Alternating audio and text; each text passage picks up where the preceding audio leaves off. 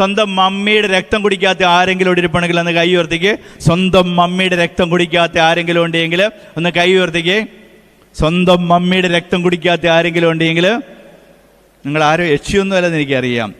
10 മാസം അമ്മയുടെ ഉദരത്തിൽ കിടന്ന സമയത്ത് ഹോർലിക്സും കോംപ്ലാനും ശവനപ്രാശമൊന്നും അല്ല കഴിച്ചത്. അമ്മയുടെ നീരും ചോരയും പുക്കിൾക്കളുടെ നമ്മുടെ ശരീരത്തിൽ പ്രവേശിച്ചാണ് 2-3 കിലോ ആയിട്ടൊക്കെ നമ്മൾ വളർന്ന് വന്നത്. മനസ്സിലായോ? ജനിച്ചതിന് ശേഷം 1.5 വർഷം ആ പാവം സ്ത്രീ അതിൻ്റെ രക്തത്തിൽ സ്നേഹം കലർത്തി. അപ്പോഴെന്തുണ്ടായി?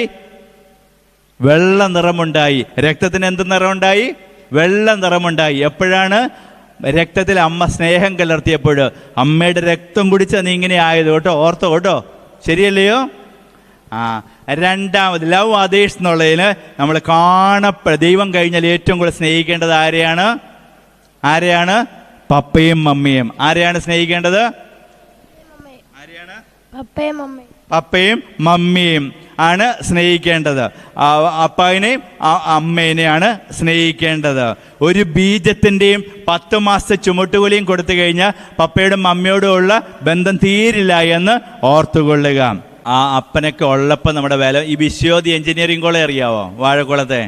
ഞാൻ ആ കുട്ടികളെ ധ്യാനിപ്പിച്ചിട്ടുണ്ട്. അവിടുത്തെ ബിടെക്കിന് പഠിക്കുന്ന ഒരു പയ്യൻ വന്നതിനോട് പറഞ്ഞതാ, ഫാദറെ, ഞാൻ എന്ത് ചെയ്താലും മമ്മി എന്ത് ചെയ്താലും ഞാൻ മമ്മിയെ കുറ്റപ്പെടുത്തുമായിരുന്നു. മമ്മി ചായ എണത്തി കഴിഞ്ഞാൽ കുടിക്കാൻ കൊള്ളുമെന്ന് പറയും. മമ്മി ഭക്ഷണം ഉണ്ടാക്കി കഴിഞ്ഞാൽ ഒരു ടേസ്റ്റും ഇല്ല. മമ്മി എന്നെ ഉണ്ടാക്കി വെച്ചിരിക്കുന്നത് വലിച്ചെറിഞ്ഞ് കളയാറ് ഉണ്ട്. മമ്മി തുണി അലക്കി കഴിഞ്ഞാൽ ക്ലീൻ ആയില്ലെന്ന് പറയും. മമ്മി തുണി തേച്ചാൽ ചുളുക്കൊന്നും മാറിയില്ലെന്ന് പറയും. മമ്മി പ്രാർത്ഥനയില്ല, മമ്മിക്ക് വേറെ പണിയില്ലെന്ന് ചോദിച്ചുകൊണ്ട് മമ്മിയെ മമ്മി എന്ത് ചെയ്താലും കുറ്റപ്പെടുത്തുമായിരുന്നു. ഫാദറെ, കഴിഞ്ഞ മാസം എൻ്റെ മമ്മി ബ്രെയിൻ ഹെമറേജ് ഉണ്ടായി. ഒരു ഞരമ്പ് പൊട്ടി കുഴഞ്ഞു വീണ് പെട്ടെന്ന് മമ്മി മരിച്ചുപോയി. പപ്പയും ഞാനും മാത്രമേ വീട്ടിലുള്ളൂ. ചായനത്ത് കിട്ടിയിട്ടല്ലേ കുറ്റം പറയുക? ഭക്ഷണമുണ്ടാക്കി കിട്ടിയിട്ടല്ലേ കുറ്റം പറയുക? പപ്പയ്ക്കും എനിക്കും ഒന്നും ഉണ്ടാക്കാനായിട്ട് അറിയത്തില്ല. ഇവൻ കരഞ്ഞുകൊണ്ട് പറയുകയാണ്, മമ്മി പോയി പിന്നെ മുറ്റടിച്ചിട്ടില്ല, മുഴുവൻ കരികിലയാണ്. മമ്മി ഏത് പ്രാർത്ഥന ചൊല്ലിയെന്ന് അറിയത്തില്ല, ഒന്നും ചൊല്ലാൻ തോന്നുന്നില്ല, TV ഓൺ ചെയ്യാൻ തോന്നുന്നില്ല, മൊബൈലിട്ട് നോക്കാൻ തോന്നുന്നില്ല. 1 മാസം മുമ്പാണ് മമ്മി മരിച്ചത്. എന്നാലും 4 മണിക്ക് കോളേജ് വിട്ട് കഴിയുമ്പോൾ തിരിച്ച് വീട്ടിലോട്ട് പോകാൻ തോന്നാറ് ഇല്ല. മരിച്ച വീട് പോലെയാണെന്ന് സങ്കടപ്പെട്ടുകൊണ്ട് പറയുക. മോനെ, മോളെ. എന്നിട്ട് ഇവൻ സങ്കടപ്പെട്ട് പറഞ്ഞ കാര്യം ഇതാ, മമ്മി ജീവിച്ചിരുന്നപ്പോൾ ഞാൻ മമ്മിയെ കുറ്റപ്പെടുത്താതിരിക്കുകയായിരുന്നെങ്കിൽ മമ്മി കുറേ കൂടിയൊക്കെ സന്തോഷത്തോടും സമാധാനത്തോടും കൂടി ജീവിക്കുമായിരുന്നു എന്ന്. ഉള്ളപ്പം കണ്ണിൻ്റെ വില മനസ്സിലാക്കുകയില്ല. ഉള്ളങ്കയിലുള്ളപ്പോൾ പലതിൻ്റെയും വില നമ്മൾ മനസ്സിലാക്കുക ഇല്ല. ഇപ്പം ഇവിടെ ഇരിക്കുന്ന ആരുടെയെങ്കിലും പപ്പ അല്ലെങ്കിൽ മമ്മി പെട്ടെന്ന് അങ്ങോട്ട് മരിച്ചുപോയി എന്നറിയാം. അപ്പം എനിക്ക് തന്നെ അറിയാം. കാരക്കുന്ന് യൂത്തിനെ ഞാൻ പ്രാവശ്യം ധ്യാനിപ്പിക്കാൻ വേണ്ടി വന്നപ്പം എല്ലാവരും ഞാൻ തമാശയൊക്കെ പറഞ്ഞിട്ട് ആരും ചിരിക്കുന്നില്ല. അപ്പം അവരെന്നോട് പറഞ്ഞു, മച്ചാ, ഞങ്ങളുടെ ഒരു കൂട്ടുകാരുടെ പപ്പ ഇന്നലെ രാത്രി മരിച്ചുപോയി എന്ന്.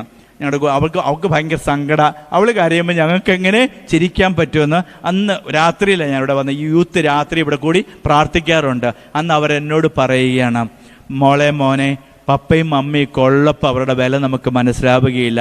നഷ്ടപ്പെട്ട് കഴിയുമ്പോഴാണ് അവരുടെയൊക്കെ വില നമുക്ക് മനസ്സിലാവുക. റിഗ്രറ്റ് ചെയ്യുന്ന, ദുഃഖിപ്പിക്കുന്ന ഒരു ഭൂതകാലം നിങ്ങളുടെ ജീവിതത്തിൽ ഉണ്ടാവാനായിട്ട് പാടില്ല. കണ്ണുനീരിൽ ശാപമുണ്ടെന്നാണ് പറയണത്. എന്നോട് തുറന്നു പറയണ്ട, തൊട്ടടുത്തിരിക്കുന്നവരോട് പറയണം. നിങ്ങളുടെ പപ്പയുടെ കണ്ണ് നിറയുന്നത് നിങ്ങൾ എന്നെങ്കിലും കണ്ടിട്ടുണ്ടോ? പപ്പയുടെ കണ്ണ് നിറയുന്നത് എന്നെങ്കിലും കണ്ടിട്ടുണ്ടോ? ഉണ്ടെങ്കിൽ കാരണം എന്താ അങ്ങനെ കണ്ണ് നിറയാൻ കാരണം? കൂട്ടുകാരനോട് പറഞ്ഞ്, അടുത്തിരിക്കുന്നവരോട് പറഞ്ഞ്, എൻ്റെ പപ്പ ഒരു പ്രാവശ്യം കരയുന്ന കണ്ടായിരുന്നു. കാരണം ഒരിക്കലും കണ്ടിട്ടില്ലെങ്കിൽ കണ്ടിട്ടില്ലെന്ന് പറഞ്ഞു കേട്ടോ. പപ്പയുടെ കണ്ണ് നിറയുന്നത് കണ്ടിട്ടുണ്ടെങ്കിൽ പറഞ്ഞ് കൂട്ടുകാരോട് പറഞ്ഞ്.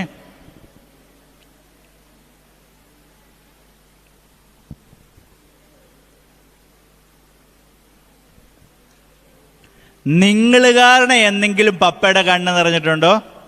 ഉണ്ടോ? നമ്മൾ കാരണം പപ്പയുടെ കണ്ണ് നിറയാനായിട്ട് ഇടയായിട്ടുണ്ടോ? ഉണ്ടോ?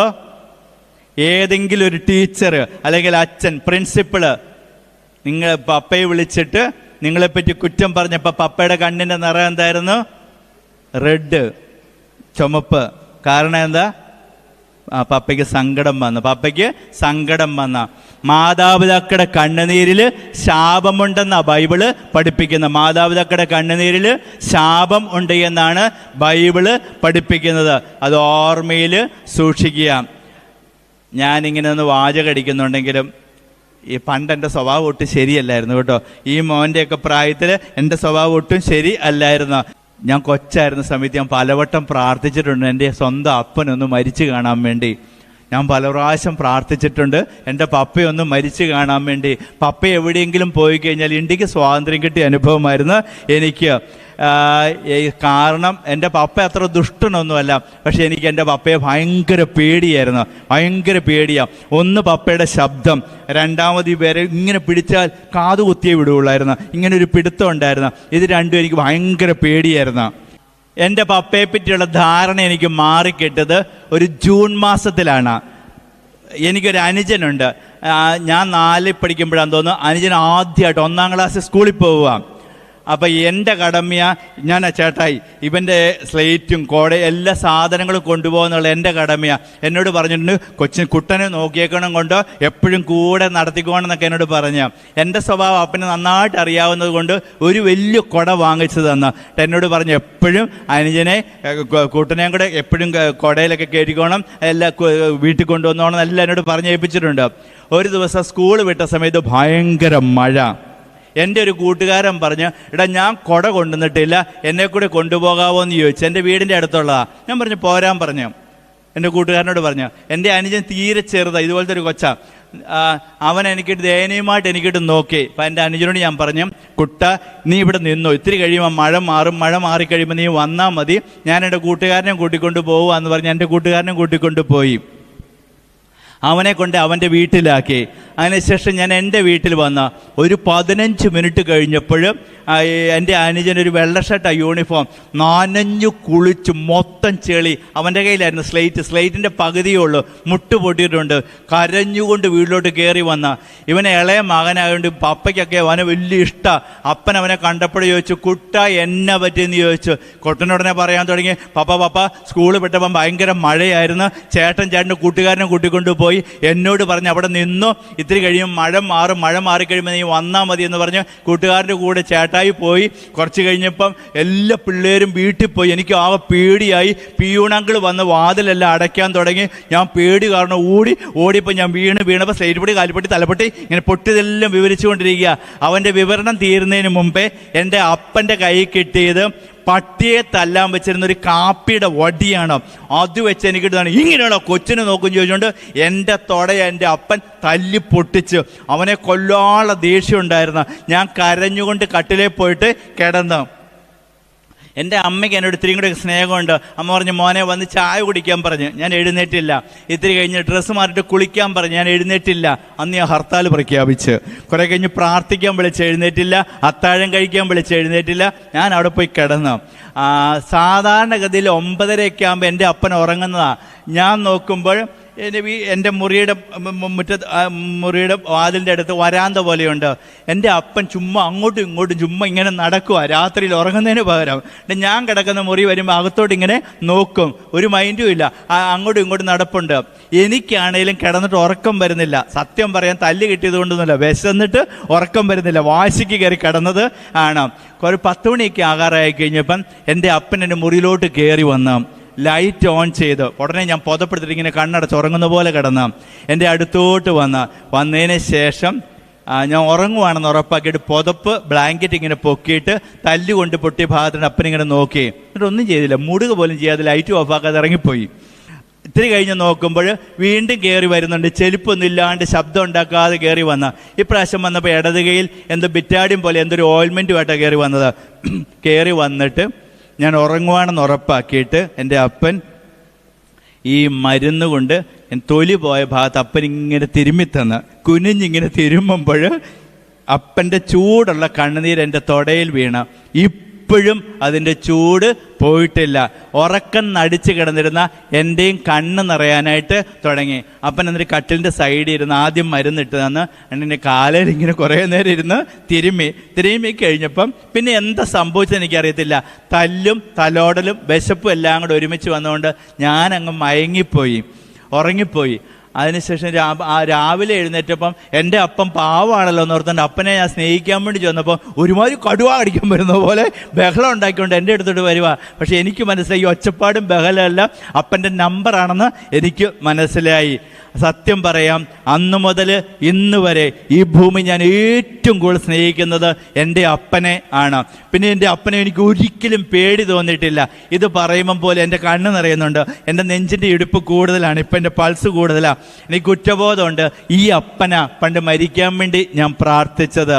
അതുകൊണ്ട് ഞാൻ എവിടെയൊക്കെ പോയാലും എൻ്റെ അപ്പനെ ഇപ്പോൾ ഈ എന്തെങ്കിലും ഒരു നല്ല കാര്യം പറഞ്ഞിട്ടേ ഞാൻ ഇറങ്ങിപ്പോകാറുള്ളൂ. എൻ്റെ പപ്പയുടെ തനി സ്വഭാവം മനസ്സിലാക്കിയപ്പോൾ മുതൽ എൻ്റെ അപ്പനോട് എനിക്ക് നല്ല സ്നേഹവും സ്വാതന്ത്ര്യവുമാണ്. നിങ്ങളുടെയൊക്കെ പപ്പയുടെയും തനി സ്വഭാവം അറിഞ്ഞു കഴിഞ്ഞാൽ പപ്പയുടെ സ്നേഹവും സ്വാതന്ത്ര്യവുമായിരിക്കും. പ്രിയപ്പെട്ടവരെയും പപ്പയുടെയും മമ്മിയുടെയൊക്കെ തനി സ്വഭാവം അറിയുക. ഉള്ളപ്പോൾ അവരുടെ വില മനസ്സിലാക്കുകയില്ല. ഇവിടെ ആരെങ്കിലും പപ്പയും മമ്മിയും മരിച്ചു പോയിട്ടുണ്ടെങ്കിൽ അവർക്കറിയാം എൻ്റെ വേദന എന്താണ്, വിഷമം എന്താണ് എന്ന്. അവരെ ഞാൻ വിഷമിപ്പിക്കാൻ വേണ്ടി ശ്രമിക്കുന്നില്ല. പക്ഷേ ജീവിച്ചിരിക്കുമ്പോൾ ആ സമയം അവർക്ക് അനുഗ്രഹമായിട്ട് മാറുക.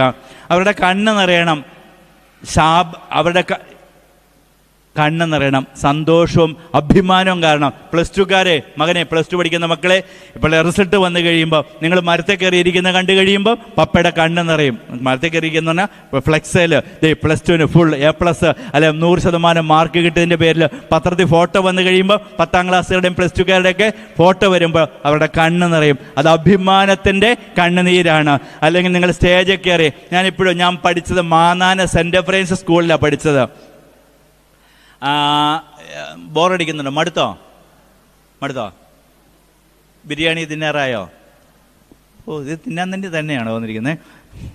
രാവിലെ ഒന്നും കഴിച്ചില്ലേ? ഇത്തിരി നേരം ഇപ്പം തരാം. ഒരു കാര്യം കൂടെ പറഞ്ഞ് ഞാൻ അവസാനിപ്പിക്കുക. പോവാ കേട്ടോ, 1 മിനിറ്റ് തരാമോ? പറഞ്ഞോട്ടെ. വിശക്കുന്ന മക്കളെ വിശക്കുന്നവരെ നിങ്ങൾ ഭാഗ്യവതികൾ, വിശിഷ്ട വിഭവങ്ങൾ കൊണ്ട് നിങ്ങളെ സംതൃപ്തരാക്കും.